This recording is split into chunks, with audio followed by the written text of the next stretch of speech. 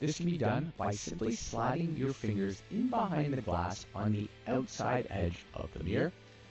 Then what you're going to do is pull on the glass. The glass will pop out, and when it pops out, there will be some wires behind it. There's going to be 2 wires on the top that you're going to have to disconnect, and then on the bottom, there's going to be a plug that you're going to have to disconnect as well. Once you've done that, you can remove the mirror, and then it's going to be a lot easier to access the 4 clips that are in behind the cover to pop that cover off. Again, guys, this is an update that I discovered a few days later, so throughout this video, you are going to see some parts where the glass is still in, and that is because I didn't do this step to begin with.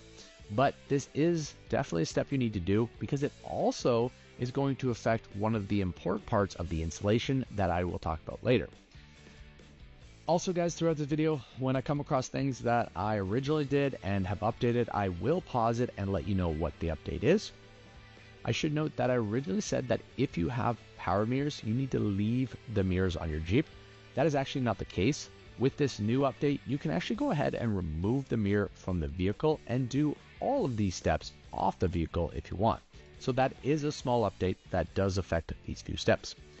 But once you've got the mirror off, the next part is to go ahead and remove the cover, which is pretty much the same besides the fact that I did it on the vehicle. To pop this cover off, what you're going to need is a pry tool and a very thin screwdriver. All you're going to do is take your pry tool, put it at the top, add some pressure to pull back on the cover, and then using the screwdriver, you're going to pop off the clips on the inside. I 100% recommend that you take your time doing this. This plastic are very fragile and there's a high risk of breaking it. And I know from experience because I actually went ahead and broke one of the clips on the other side and had to repair it before installing the new covers. Also recommend that you do this in a warm environment because I believe both these plastics will be a little bit more pliable in warmer weather, where in the cold weather, they're definitely a little bit fragile. So guys, just take your time to remove the cover. Now that we've got the cover removed from the back of the mirror, the next part is to remove the mirror from the door. All you have to do is go on the inside of the door and you're going to undo the 3 bolts right here. Make sure that when you are undoing those bolts that you do hold the mirror because you don't want it to fall and cause any damage.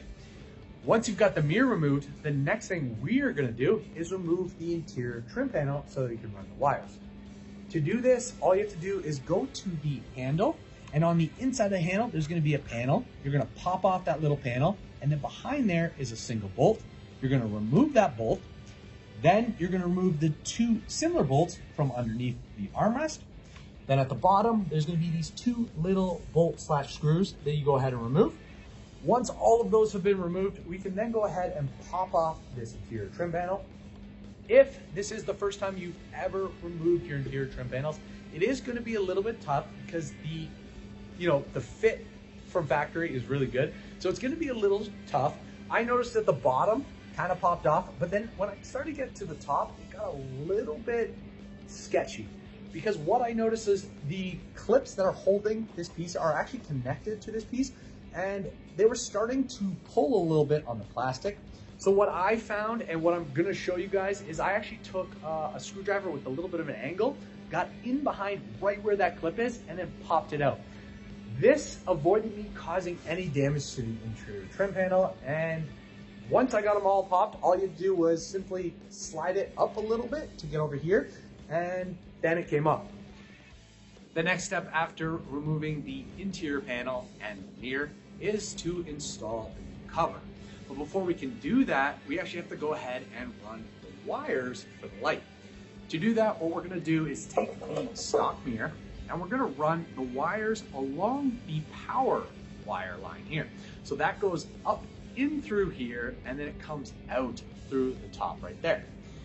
To do this, what we need to do is remove this gasket right here. So we're going to pop that off.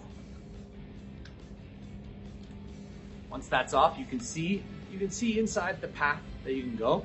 It is going to be a little difficult because it actually goes in and then down and then across and then it comes up here. I have seen on some of the forums that when people are customizing their covers that they've actually gone ahead and drilled a hole right there just to make it a little easier. That is an option, Or you can follow what I'm gonna do right here, which is a little bit more difficult, but it doesn't require any drilling on the mirror.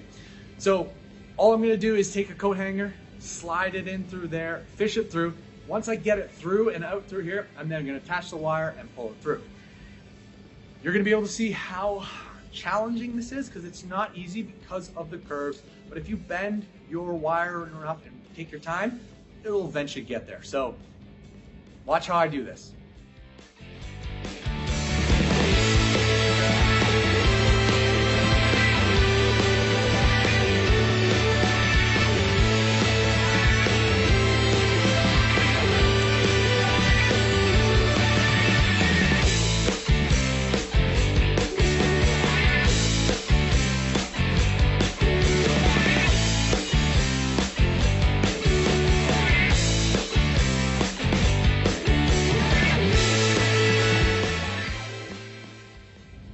As you can see, running the wires is definitely a bit of work.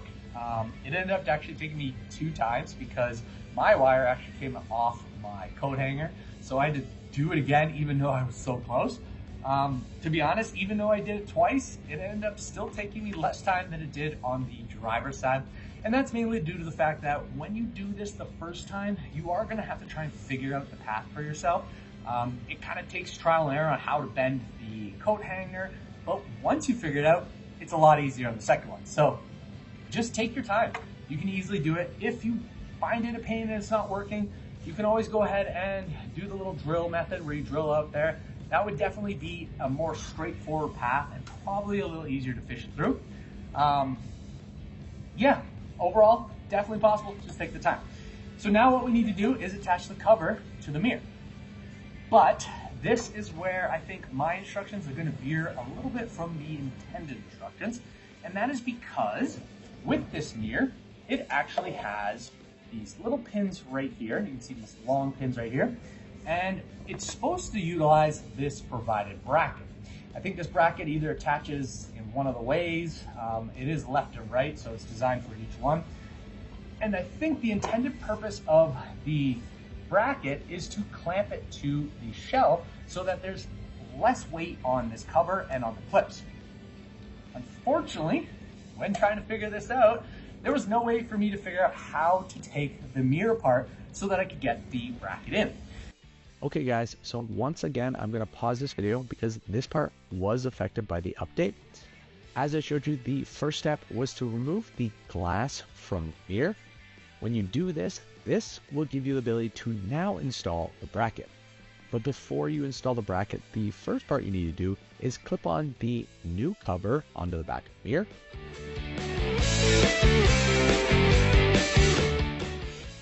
Once that's in place, the next step is to install the rubber gasket that goes on the base of the mirror where it connects to the door.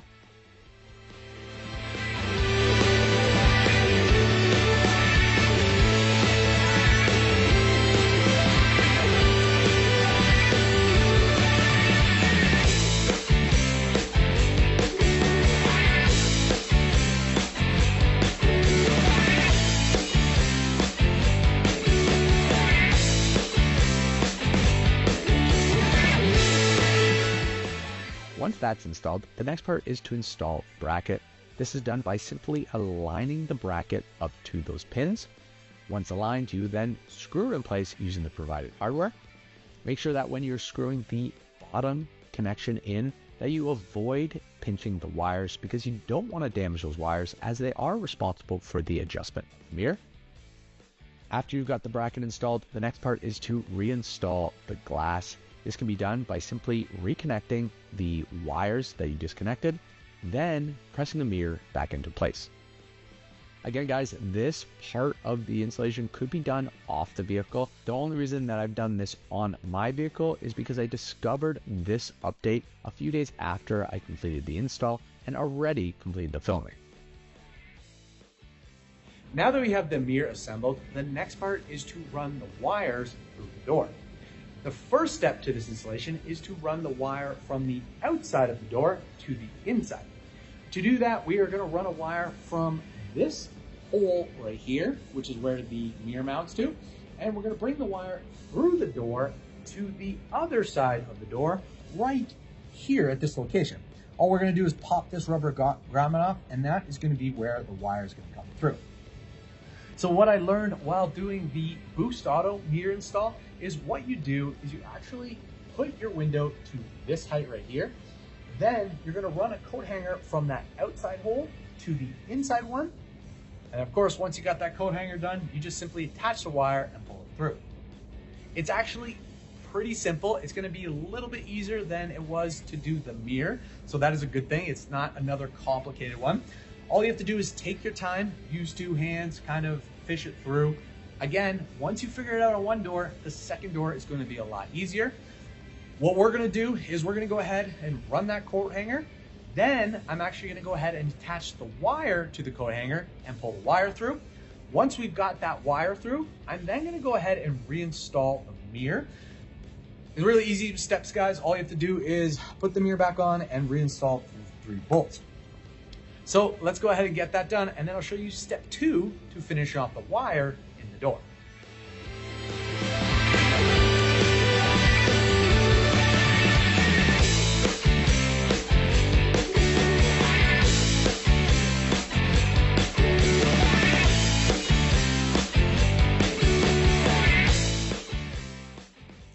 So guys, I know I mentioned that I was going to install the 3 bolts that held the mirror in place, but what I did instead was I simply went ahead and hand tightened just the top bolt. And the reason is because at this point, all we needed to do was secure the mirror in place so that it wasn't dangling off the side of the Jeep. We also don't want to install the bolts at this point because we still need to test out the light to determine if it works. And to do that, we need to finish the wiring throughout the door so that we can test it out. The first step, or the next step of the wiring, is we need to go ahead and reinstall this rubber grommet. To do that, I need to make a slit in it to accommodate for the wires. So we're going to go do that. Once we've done that, we're going to then run the wires down the door, and then we're going to continue through the sleeve and into the cab. As you can see, the wires are not long enough to make it through the sleeve, so we are going to have to go ahead and extend the wires so that the wires end inside the cab.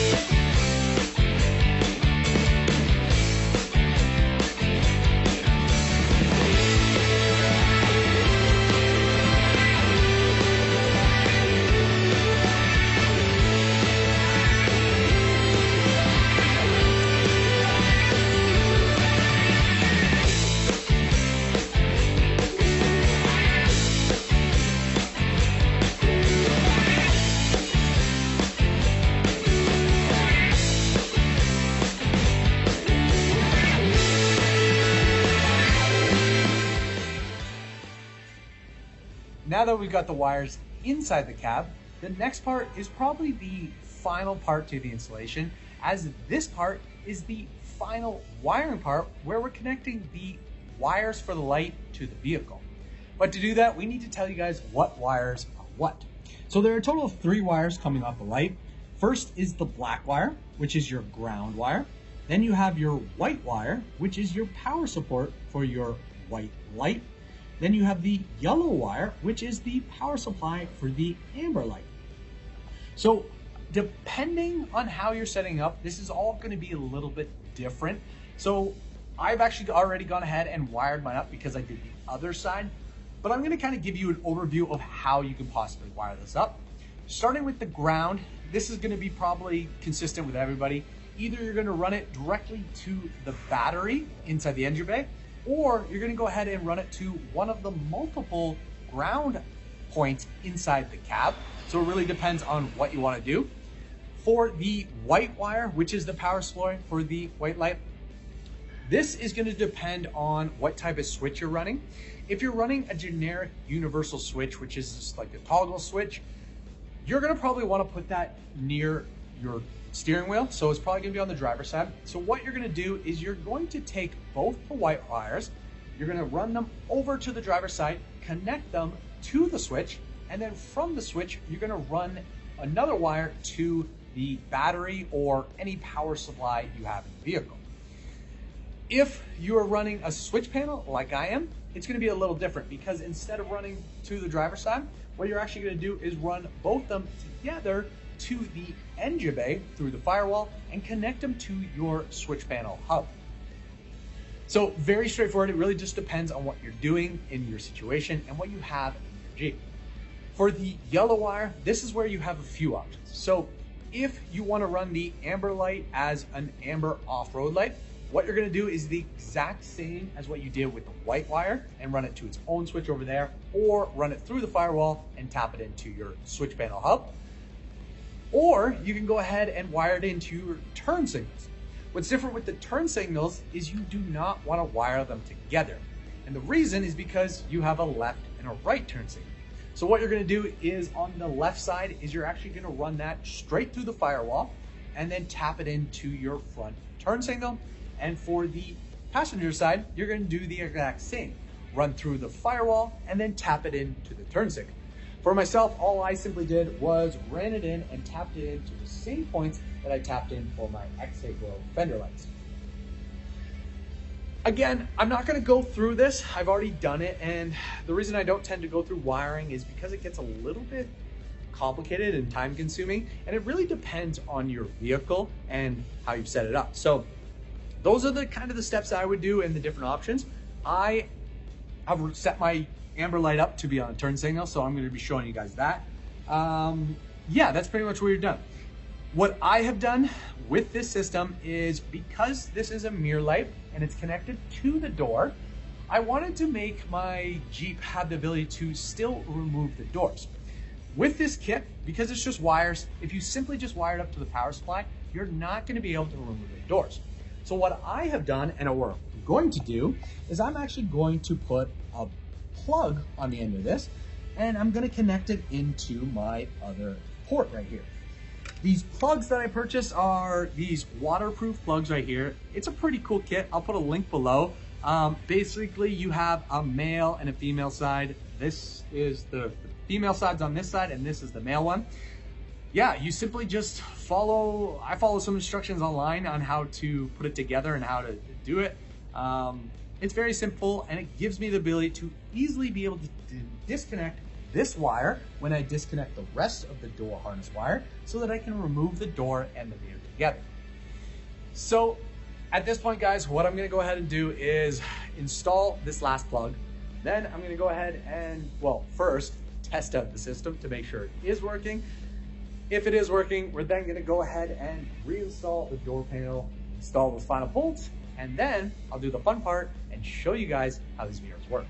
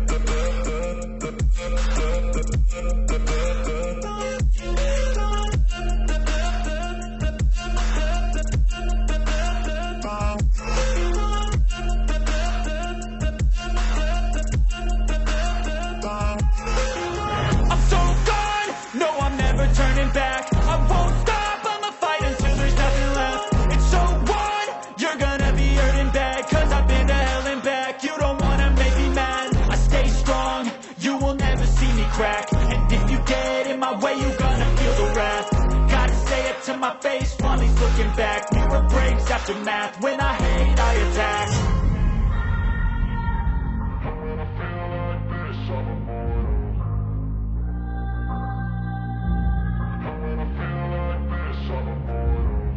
I feel like this, I'm immortal. When I feel like this, I'm immortal. When I feel like this, I'm immortal. Don't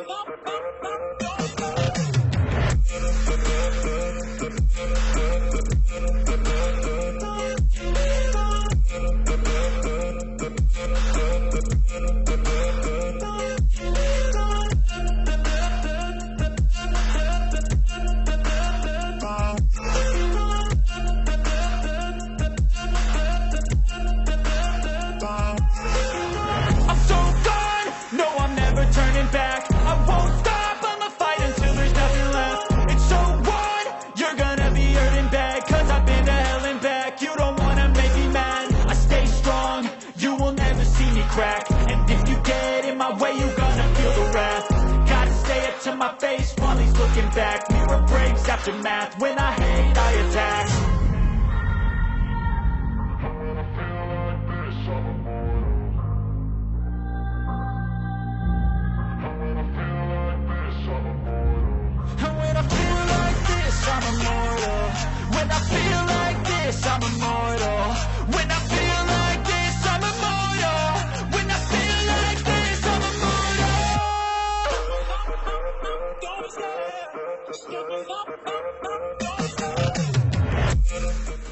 As you can see, guys, we finished installing the mirrors and the lights are functioning perfectly. I hope that the montage gave you a good understanding of what the finished product looked like and how it performed in both the day and the night. What I'm going to do now, guys, is give you guys my overall review of this product. And to do that, we're going to focus on the performance, the physical item, and then the installation. So starting with the performance, the first thing I want to mention is that the LED lights that they've included in this are definitely bright. And as you saw in the montage, they did a really good job at illuminating the space around the Jeep. Do I think the LED lights could be brighter? Yes. I don't think these are the brightest LED lights. And of course, you could have brighter ones in this. And that's exactly what you'd want for off-road lights. But unfortunately, there's a little bit of a caveat when you're adding higher performing lights to products. When you add higher performing lights to products, that also increases the cost. And for this item, and for this item's price point, I think the LED lights that they've included are bright enough and definitely do the job that is intended. So I don't think that this product needs brighter LED lights. I think for this price point, this is the perfect solution. This is also my personal opinion, and this is solely based off of me just testing this out at night when I was filming and capturing that content for the montage. I don't have a tool to measure luminance, nor have I anything to compare to. I have never used the Oracle version or seen them in person, so I can't tell you if these are brighter or not. I'm assuming that the Oracle ones might be a little bit brighter, but the Oracle ones are also a higher price point, so I would assume they're using better LED lights. So now let's talk about the physical item. So let's start with the plastic molded cover. So I feel like this plastic molded cover is molded really nicely. The gap around the edges is very consistent. There's no inconsistencies. The texture they've used is very stock-like, so it looks really good. You can see here the way that the LED light fits into this. It's a really nice fit. I'm assuming there's probably a gasket in behind this plate that's going to prevent water from getting into it. But yeah, it fits really, really nice. As for the size of this cover, it looks to be about the same height and width. The only thing that's different is the depth at the end of it. So instead of what the stock one did, where it went across and then it angled in, this one just simply goes all the way across to accommodate for light. It does make the cover or the mirror a little bit bulkier, but in my opinion, I think it works just fine on a lifted Jeep. And I also think it would probably be fine on a stock Jeep. I don't think it's that bulky. I think it looks great. At first, you think it might be big, but once you get used to it, it looks fine. So yeah, overall size of it, quality of the plastic is really good, and I definitely give that a 5 or a star, whatever you want to call it, an A+. The only thing I don't like about it visually is something that's more of a personal preference, and it's my personal taste, and it has to do with the stainless steel hardware that they've used to secure the LED light. I don't like that it's silver because I think they stand out too much. I also don't like how thick they are. As you can see, they stick out pretty far.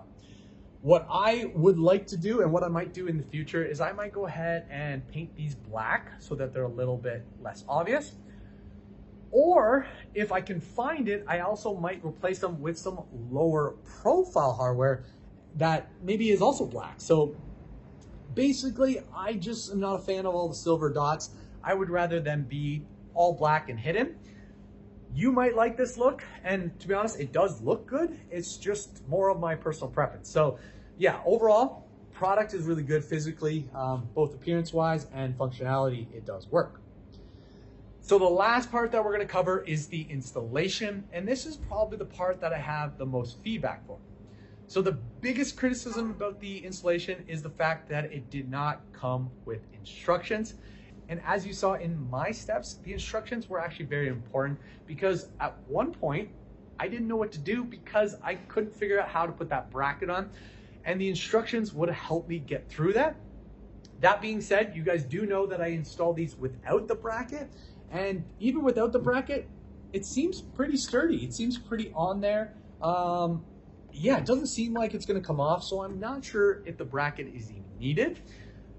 Okay guys, so we need to pause this for one last time because I need to inform you that I did end up installing the brackets. This part was filmed before I figured out how to remove the mirror and install the bracket. So this part is just me going over what I had previously did, where I did the install without the bracket, and I was pretty much showing that I felt like it did work. And honestly, I think it did. But because I figured out how to remove the mirror and install a bracket, and the fact that it was relatively easy, I do suggest that you do install the bracket because it will give you that confidence to know that the cover won't fall off. You know, again, not needed, but definitely helps with the added weight from the light that we've added to the cover. What we're going to do now is just continue on with what I previously filmed. I do want to mention one thing about this one is this one actually has a broken clip, and even with only 3 of the 4 clips clipped in, it's still holding in place. So yeah, I don't know if you need the bracket, but it still would be nice to have an instruction manual that showed you the steps to follow. Again, you can follow my instructions, but they are going to skip that. If you want to follow the actual instructions, hopefully they will provide that when you purchase it. Next few points I have for the instructions, they have to do with more of a suggestions for improvements for the brand. First suggestion I have is that they extend the wires for the LED light. They should extend them by about 2 feet, because that would actually get the wires all the way through the door and through the sleeve and all the way into the cap. Another suggestion I have for the brand is to include plugs. I really think they need to include 2 male and female plugs so that you have the ability to quick disconnect this wiring harness when you're removing the doors. This brand needs to understand that this is a Jeep, and removing the doors is something we all like to do. And if they do not provide those plugs and someone wires that in, the person will not be able to remove the doors after they install this. So definitely think they should include the plug and also extend the wire. So those are the 2 suggestions I have that they should do. Some optional suggestions that I think they should include in this is, first, they should include some additional wire so that they can wire from that plug all the way to the power source. Next, they should include some fuses, because fuses are important when you're installing any lights. You want to be protected so that nothing happens. And then last 2 things would be a switch and also some tap-ins. The switch would be very useful for the white light, and then the tap-ins would be very useful for the turn signals. For myself, the switch would have been useless because I have a switch panel, but for someone who doesn't have a switch panel, it's definitely something they're going to need to complete the installation, and it would be nice if it came with the product and they could get it all at once. Maybe it's just an option that they can also select when purchasing. You know, either way, it's still something that's good to have. So guys, at this point, I don't really have much more to say about this. I think this product's really good, and I would definitely recommend it to anybody who's looking to add some lights to the side of Jeep. Quality, craftsmanship, install, all that's pretty straightforward. I hope my video has helped. If you are interested in purchasing this, I will put a link below to the LED Factory website for this product. If you are planning on purchasing this product or any of the LED Factory products, you can also use the code EVOLVEJEEPING to save yourself 15% off your order. That's a really nice bonus that LED Factory gave us. So not only did I have to thank them for sending me this product and letting me test it out, but I also have to thank them for giving me that discount code for you guys. So guys, if you have any questions or comments about this product, feel free to post them below. As usual, please make sure to like, subscribe, and share. Keep evolving, and we'll see you guys on the next video.